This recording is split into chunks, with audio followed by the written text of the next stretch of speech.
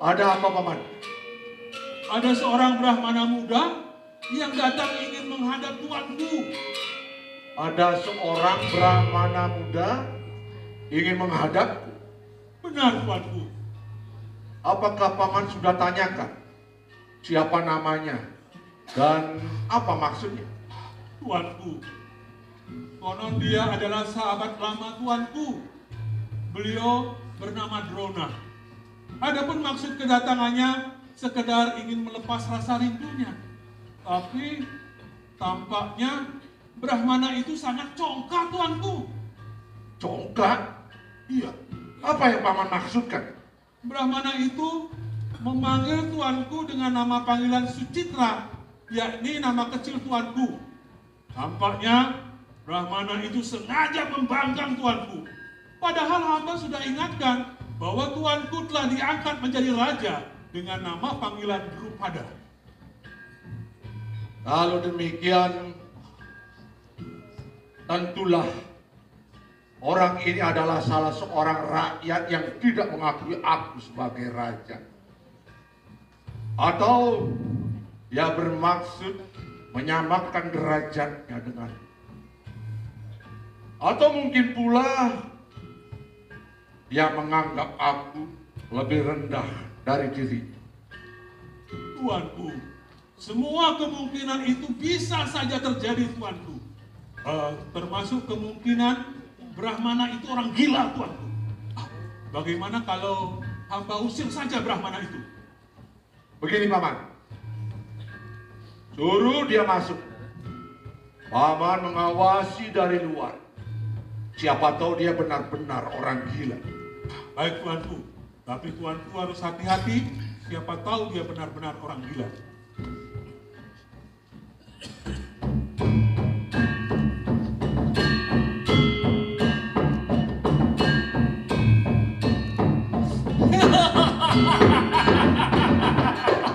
Sucitra! Berhenti. Berhenti sampai di situ. Jangan lanjutkan langkah. Sucitra, terimalah salam rinduku. Sepertinya Tuan keliru. Aku tidak pernah punya teman yang bernama Drona. Apakah aku terlampau banyak mengalami perubahan? Kurasa tidak.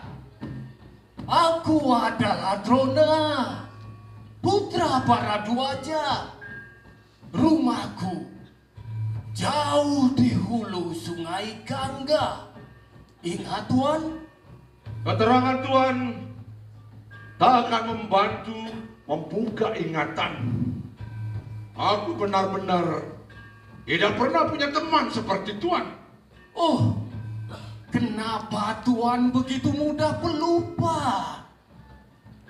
Bukankah aku temanmu bermain, dan ayahku adalah gurumu. Aku temanmu bermain di saat-saat kita di pesraman, di pondokku, atau terkenang masa yang lalu. Cukup, tidak perlu diperpanjang lagi. Tadi sudah kukatakan, Tuan keliru. Aku bukan sahabat lama Tuan. Tapi Tuan perlu apa datang ke sini? Aku sangat perlu kepada Tuan. Mudah-mudahan dengan penyampaianku ini bisa menggugah ingatan Tuanku. Terkenal masa-masa indah di Pancuran, di pesraman, di pondokku, atau terkenal ketika menyanyikan lagu-lagu Tuhan. Cepat katakan apa yang Tuan inginkan. Atau Tuan akan aku usir secara kasar dari sini. Sabar, sabarlah Tuan. Ingatkah Tuan, pada suatu hari Tuan pernah berjanji kepadaku di hadapan ayahku pula bahwa andai kata Tuan diangkat menjadi raja, Tuan akan memberikan sebagian wilayah Tuan kepadaku sebagai tanda persahabatan yang tulus. Gila!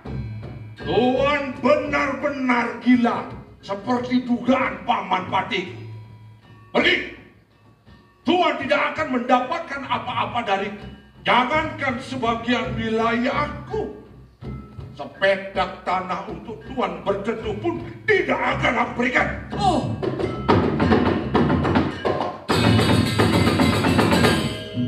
jadi Tuan benar-benar lupa kepadaku, dan Tuan mengingkari janji yang Tuan ucapkan sendiri. Sudah banyakkah orang macam Tuan di dunia ini? Ketika jadi rakyat, Tuan sangat baik, mengumbar janji. Tapi ketika jadi raja, mendapat kedudukan tinggi, bukan saja Tuan lupa kepada kawan, tapi bahkan menghinaku pula. Cukup!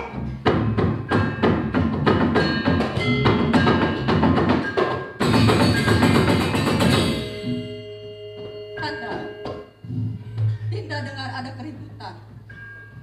Ada masalah apa ini? Ini ada manusia asing datang tiba-tiba mengatakan kalau aku pernah menjanjikan sebagian wilayah kita kepadanya. Ini benar-benar gila. Cobalah Kanda ingat-ingat.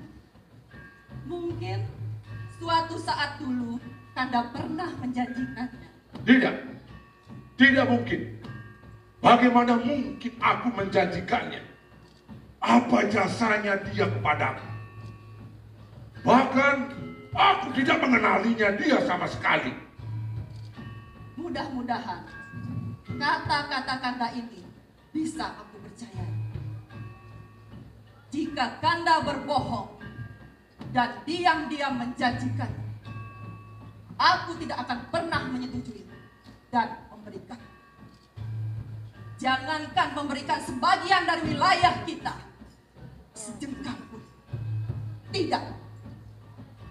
Kekayaan kita ini, wilayah kita ini masih kurang, Kanda. Suatu saat kita harus memperluasnya lagi. Aku setuju bahwa kekayaan kita ini masih kurang. Wilayah kita pun masih perlu diperluas. Jika demikian, kenapa Kanda tidak usir saja dia dengan tegas? Sudah aku usir tadi, tapi dia membangkang. Berarti dia merasa benar kalau Kanda telah berjanji. Tidak!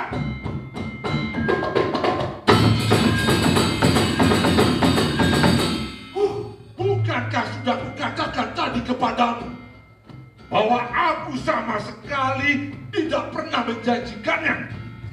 Hei, orang asing! Gara-gara kedatanganmu, kau telah membuatku bertengkar dengan permaisuri. Kau telah membuat kegaduhan di sini.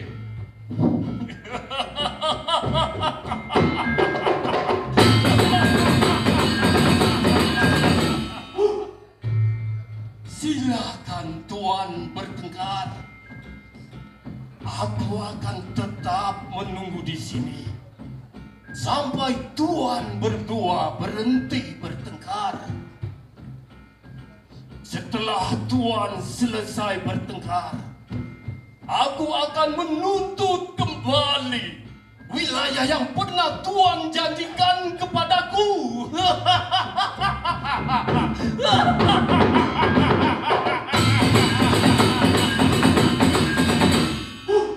Nah, mengapa dia begitu yakin kalau Kanda telah berjanji? Karena dia ini orang gila. Jika demikian, usir dia dengan paksa, usir dia dengan kekerasan, Kanda. Ada apa? Baik tuanku. Usir manusia ini dengan paksa dari sini. Bila perlu kau tebas dengan senjatamu. Baik tuanku. Itu kenapa kau taruh senjatamu? Tuanku, untuk menghadapi orang sekurus ini, hamba tidak memerlukan senjata. Dengan tangan kosong saja, hamba mampu melakukannya. Kalau tangan kiri Anda, dia langsung ke Merajapati. Kalau tangan kanan, dia langsung ke Rongklu, tuanku. Cepat. Baik. Yat! Huat! Itu kenapa kamu menari? Tuanku, ini bukan tarian, tuanku. Ini adalah kekembangan. Ini namanya sapu jagat Kelti, tuanku. Apalagi itu kekembangan sapu jagat Kerti. Tidak ada itu. Yang ada kekembangan namun Zat Kerti Loke Pancala. Wah, itu program yang baru terbarukan, tuanku. Udah cepat Baik, laksanakan. tuanku. Hut! Hut!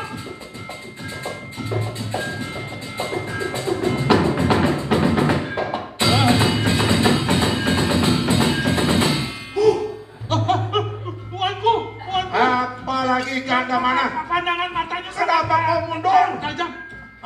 Saya takut, tuanku. Hamba takut. Pengecut, badanmu saja besar, makanmu rakus dan kuat, tapi sesungguhnya kau manusia pengecut.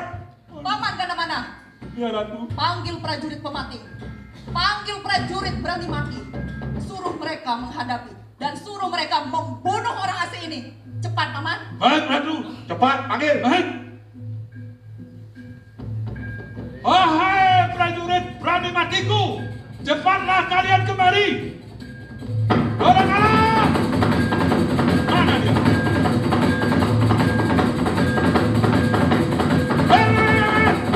Lewat. Dasar prajurit kerosokan kau. Dorong buka, cepat.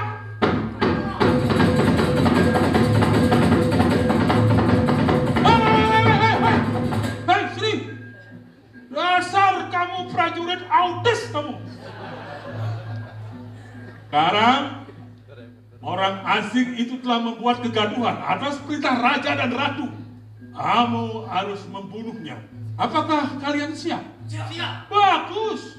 Kanda, Dinda pamit ke Budi dulu. Dinda tidak berani menyaksikan pembunuhan, Kanda. Aku juga tidak mau melihat manusia ini terbunuh di sini. Paman, Ya. aku tinggalkan Kepuri. Baik, Laksanakan tugasnya dengan baik. Tidak, mari kita Kepuri.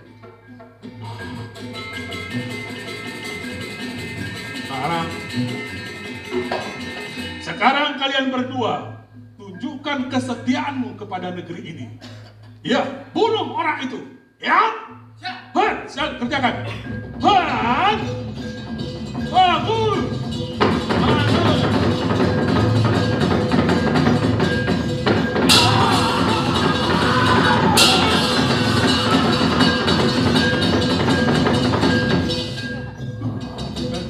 Kene. Wah.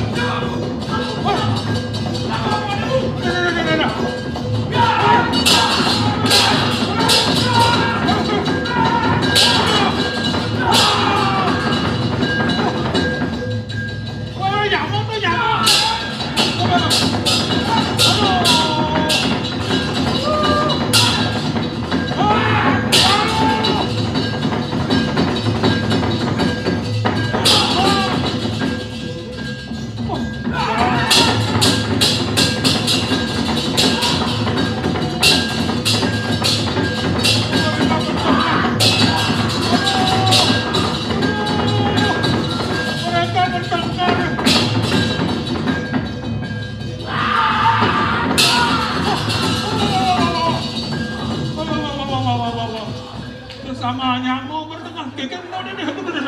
Tuanku, tuanku, apa bilang tuanku? Prajurit kita, tuanku. Prajurit kita, tuanku. Kenapa jadi begini? Kenapa kedua prajurit kita terkapar, Kanda? Ini masih untung. Untuk apa, Kanda? Bukan aku yang terkapar. Iya. Tuan masih beruntung. Kalau aku mau, aku pun bisa membuat Tuan terkapar. Seluruh prajurit pun bisa aku hancurkan. Tapi aku tidak mau melakukannya. Tuan telah mempermalu dan menghinaku. Akan kutuntut balas dengan cara yang hal serupa. Tapi tidak sekarang. Tunggulah, saatnya nanti aku akan datang lagi menuntut balas, mempermalukan Tuan di depan orang banyak. Tunggulah saatnya nanti, Tuan. Tunggulah saatnya nanti.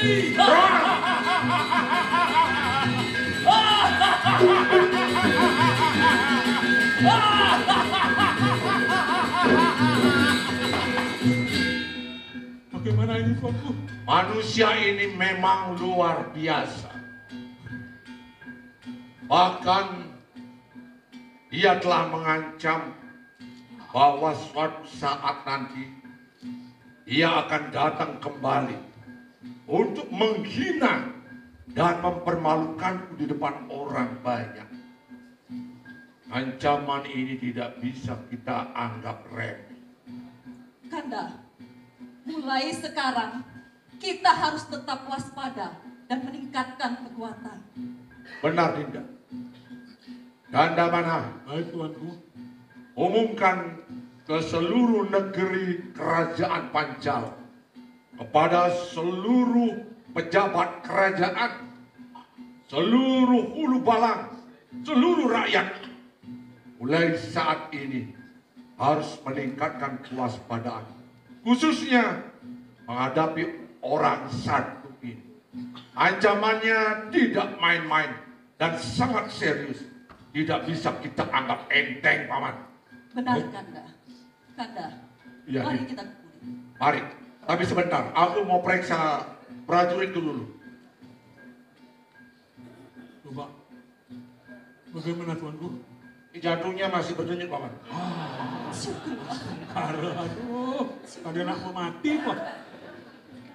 Ini? Ini juga malah berdebar, Paman. Syukurlah, Paman.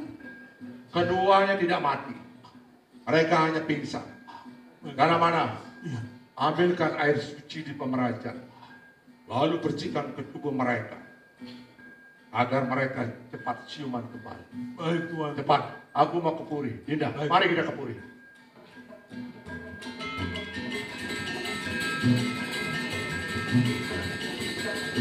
Kamu sabar ya.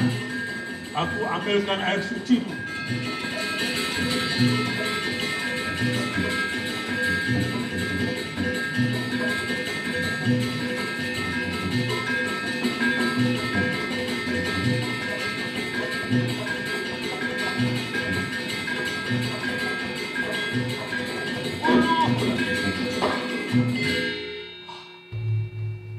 Berat sekali air suci ini. Aroma kegairahannya sudah terasa. Terus terang ini air suci yang luar biasa. Kekuatannya sangat luar biasa. Ini sudah kami buktikan. Yang satu guru dan satu ilmu mohon tidak mengganggu ya.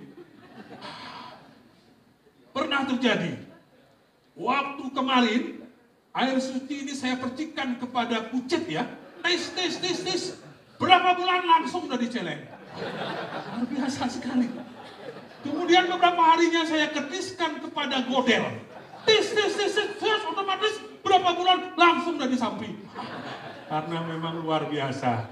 Sekarang saya coba ketiskan kau. Udah pulas.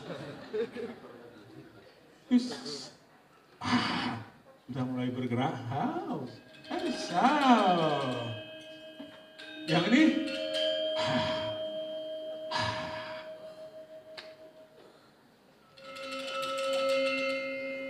Bagaimana? Apa kamu sudah sadar?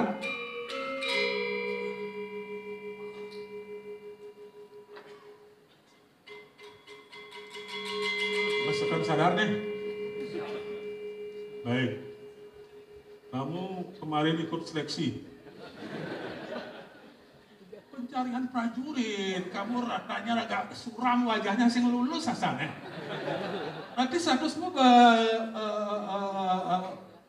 prajurit Pancala dengan harian lepas.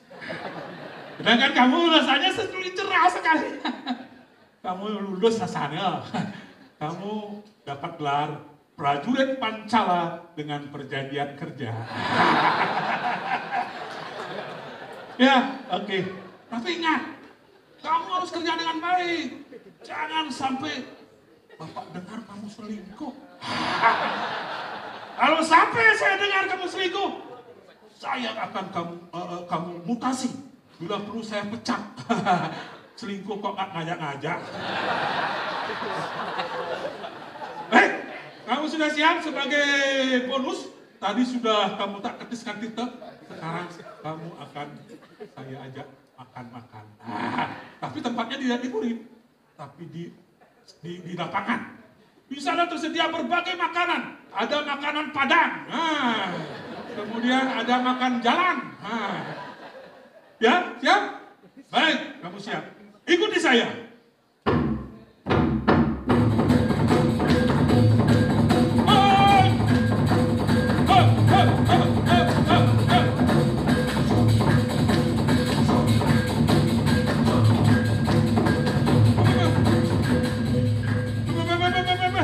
Maro, makan-makan, nyalip, rosok. Oh, jangan-jangan saya nyata kebahagiaan.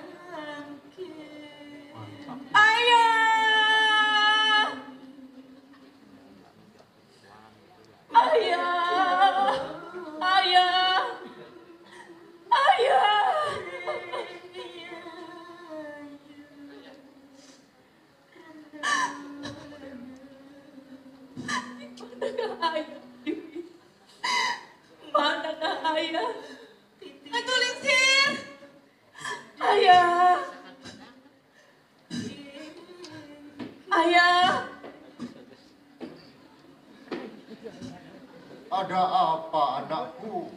Sepertinya ada masalah. Maafkan aku, Ayah. Nanda mendapat firasat buruk. Oh ya, katakanlah. Nanda mohon petunjukmu, Ayah. Ketika Nanda sedang mencari tangan Nanda terkena dulu. Ketika Nanda sedang berjalan, tiba-tiba kaki Nanda tersandung. Ketika Nanda ingin menyeberangi sungai, tiba-tiba api yang Nanda bawa hanyut. Pertanda apakah ini, Ayah? Mungkin ini ada kaitannya dengan pengembaraan suamimu. Baiklah, Ayah akan mencoba melakukan penerawangan. Mari ikuti Ayah. Baik, Ayah.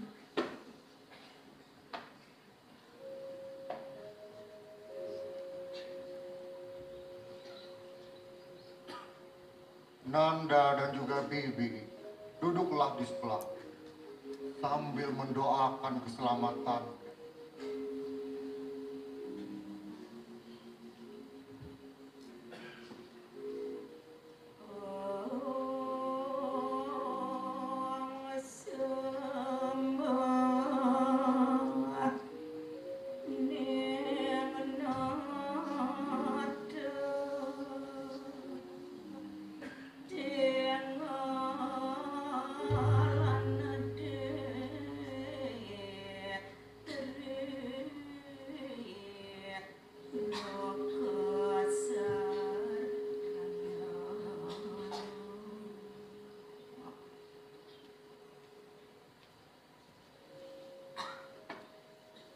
Perasaanmu tajam, Nanda.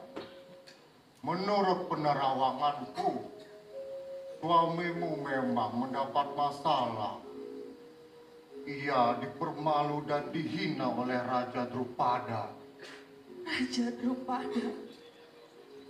Raja yang semasa remajanya bernama Sucitra. Benar. Dari mana Nanda tahu? Kanda Drona pernah memberitahuku, Ayah. Bukankah ia pernah berguru bersama Ayah di sini? Iya. Ayah mengajarinya tentang ajaran-ajaran Dharma dan mantra-mantra pemujaan kepada Tuhan. Bukankah ia akan memberikan sebagian wilayahnya kepada Kanda Drona jika ia sudah menjadi raja nanti, Ayah? Iya, ayah pun mengingat tentang janjinya itu. Lantas, mengapa ia mempermalu putra ayahanda, suami Nanda? Apa alasannya, Ayah?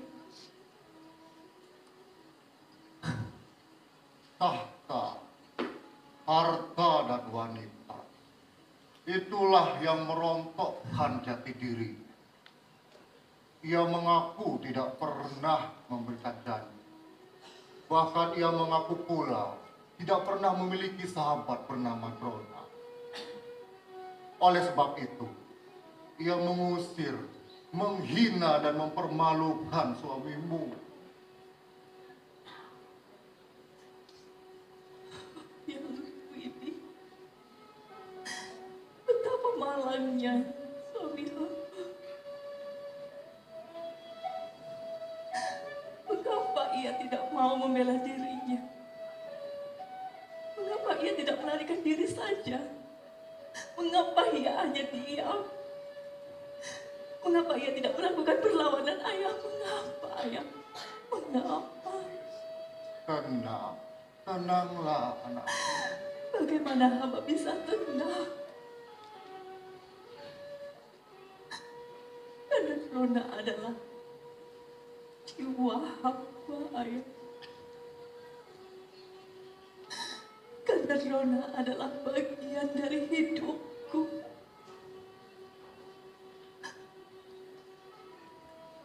Ia adalah jiwaku, Ayah.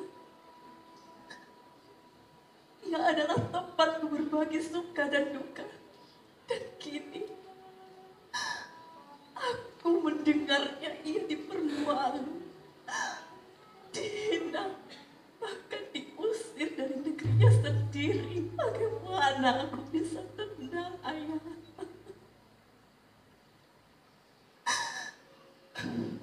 Ayah sangat mengerti dengan perasaanmu. Tapi dengarlah, ayah mau bicara. Saat ini suamimu memang belum bermaksud untuk pulang kembali. Tapi setelah ia berhasil menimba ilmu kanuragan dari Ramaparan, ia bermaksud menuju Hastinapura. Ayah yakin negeri itu akan menerimanya dengan sangat baik. Kalau begitu, bolehkah suatu saat nanti hamba menyusulnya ke sana, Ayah? Tentu anakku. Ayah akan mencarikanmu hari baik. Tapi pesan ayah, saat-saat ini Nanda tidak perlu gelisah. Terima kasih, Ayah. Ayah telah membuat perasaanku tenang kembali. Syukurlah Nanda sudah senang kembali. Kalau begitu, marilah kita kembali ke Pesrama. Baik, Ayah.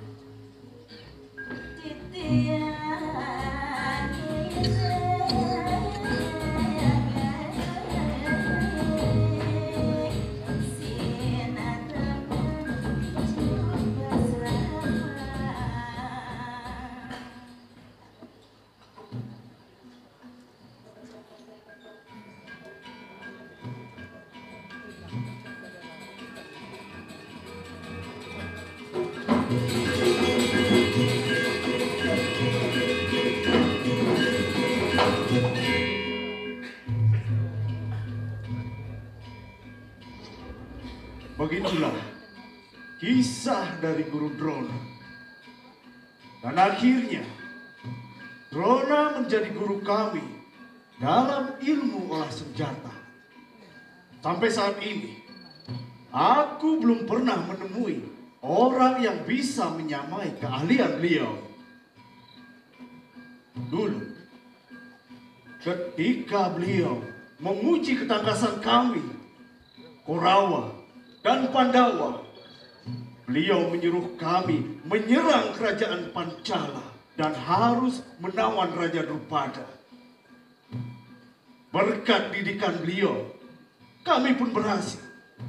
Dan Raja Drupada menjadi tawanan Guru Bisma.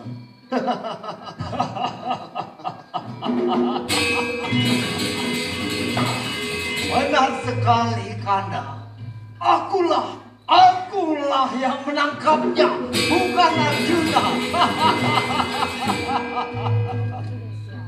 Dan konon latar belakangnya adalah karena Guru Drona pernah dihina.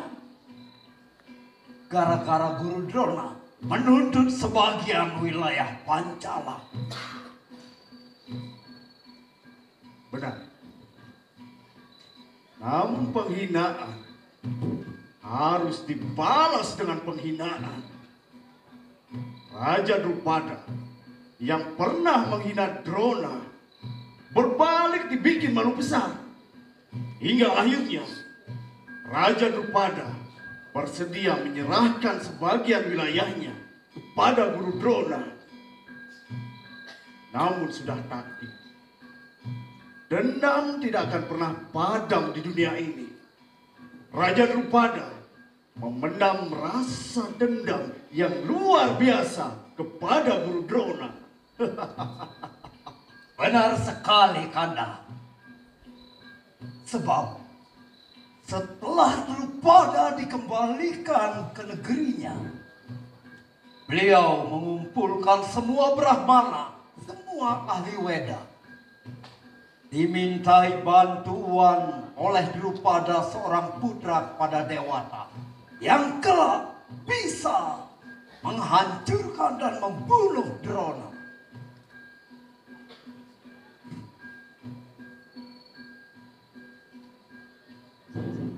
Dan Dewata pun berkenan.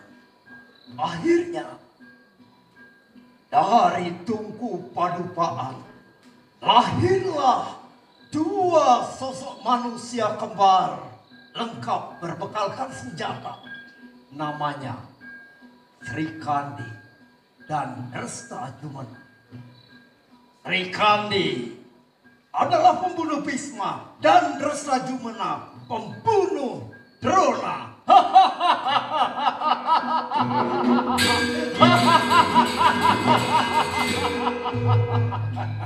Lantas, apa perlunya kita menampilkan Drona jika kita sudah tahu hasilnya akan sia-sia?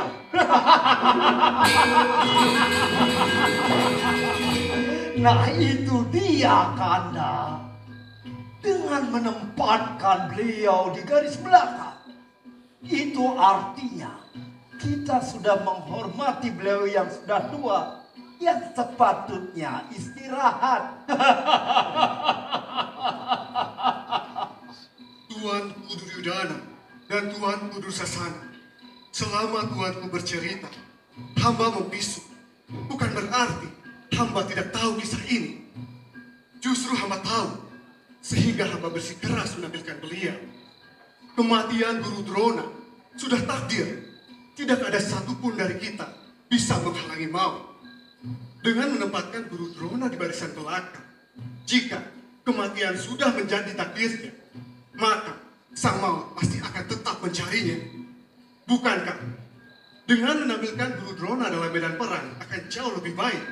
Dan bukankah kenikmatan seorang ksatria adalah hidup dan matinya di medan perang, bukan bersenang-senang dan mati di tempat tidur?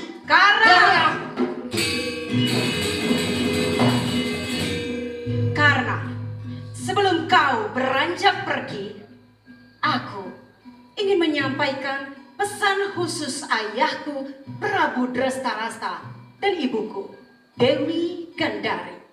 Pesan khusus dari kedua orang tua tuanku, katakanlah. Kalau aku tidak salah tangkap, kau ingin posisi kakek Bisma digantikan oleh Guru Drona? Dan untuk itu kau memulai perdebatan dengan saudara tertuaku Duryodhana? Benar, itulah pendirian hamba. Karena kau boleh menolak usul kakakku, tapi kau tidak boleh menolak perintah orang tuaku. Lagi pula, yang tepat menggantikan posisi kakek Bisma adalah kau, bukan Guru Drona. Bukankah begitu, Kanda?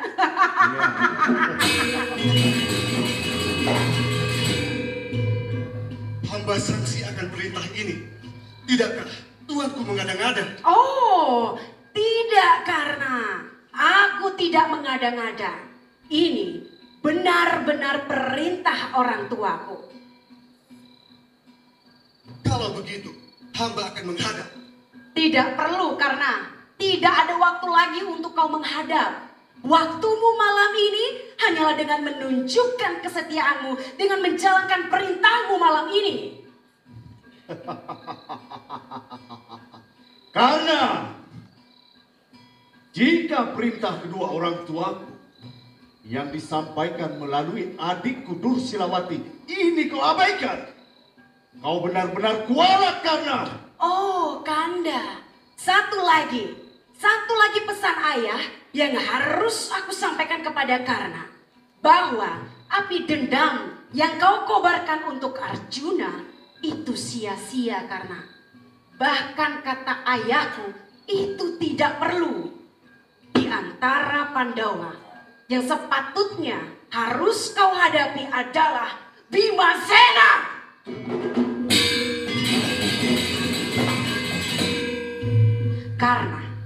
Karena Bimasena lah yang bersumpah akan membunuh kami 100 bersaudara. Bukankah begitu, Kanda? Bukankah begitu, Kanda? Benar, Dursilawati. Karena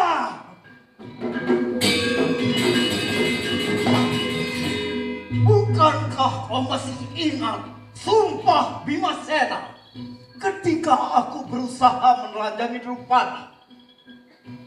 Bima berjanji akan menghancurkanku dan meminum darahku ketika pecah perang di Tegal Kurukshetra.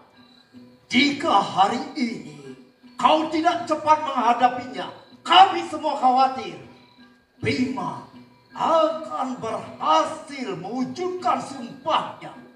Camkan itu, Karna. Tapi Kanda, sebelum mimpi itu tercapai, lebih baik aku bunuh diri. Meskipun kata orang mati di medan perang untuk menjemput sorga, tidak akan aku jemput sorgaku jika aku harus dikeroyok, dikoyak-koyak, dipermainkan, dihina dan permalukan oleh Bimasena. Untuk itu, karena katakanlah keputusanmu. Tuanku bertiga, ataupun kedua orang tua tuanku, selamanya berbicara dengan perasaan, tidak pernah memakai otak.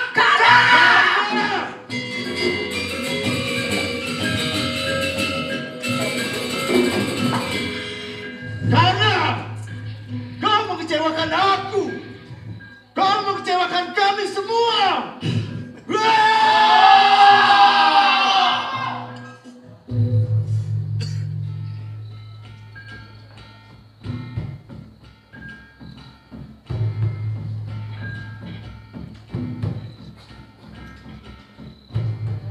Karena inikah balasanmu terhadap kebaikanku selama ini? Aku angkat kau dari lembah nista. Aku beri kau kedudukan. Dan aku jamin semua keluargamu karena. Tapi ini kau mengecewakan aku.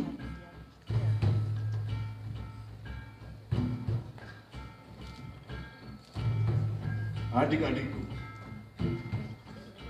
aku tahu kalian bersedih. Tapi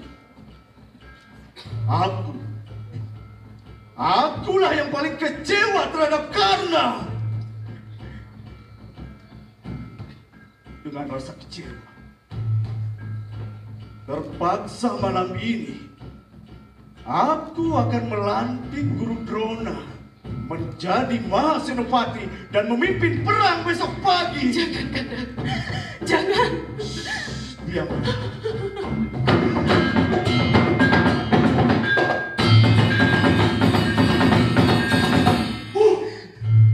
Kanda. Tarik kata-katamu, Kanda. Diam! Duduk!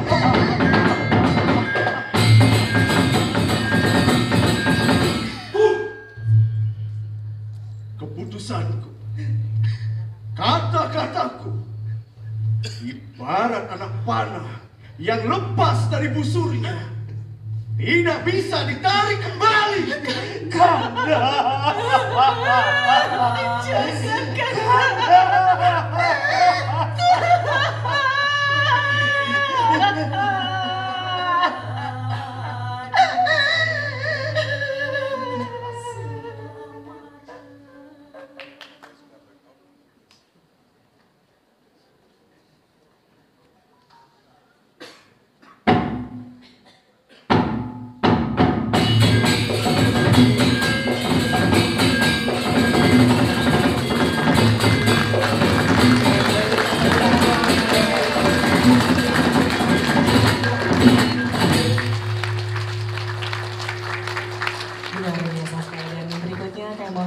Kepada Gubernur Bali beserta Ibu Putri Koster, kami juga mengundang Bapak Bupati Badung, kami mengundang Bapak Wakil Bupati Tabanan untuk dapat ikut dalam sesi foto bersama di atas panggung.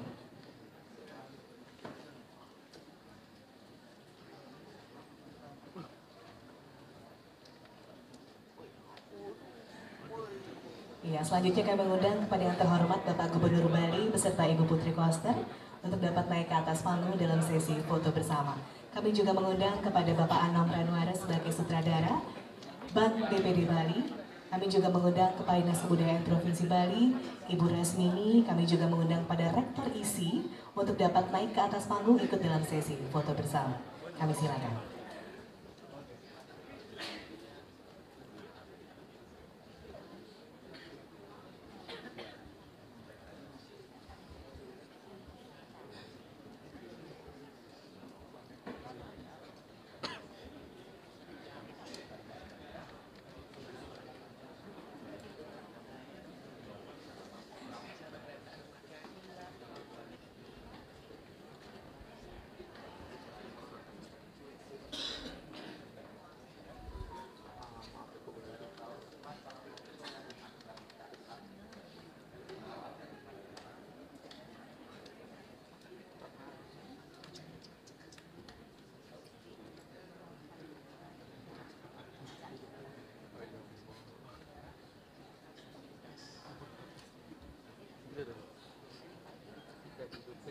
Baik, mohon izin untuk foto bersama akan kami pandu di hitungan ketiga. 1, 2, 3. Mohon izin Bapak Ibu sekali lagi untuk foto bersama di hitungan ketiga. 1, 2, 3. Boleh tepuk tangan yang meriah sekali lagi Bapak Ibu untuk penampilan yang luar biasa.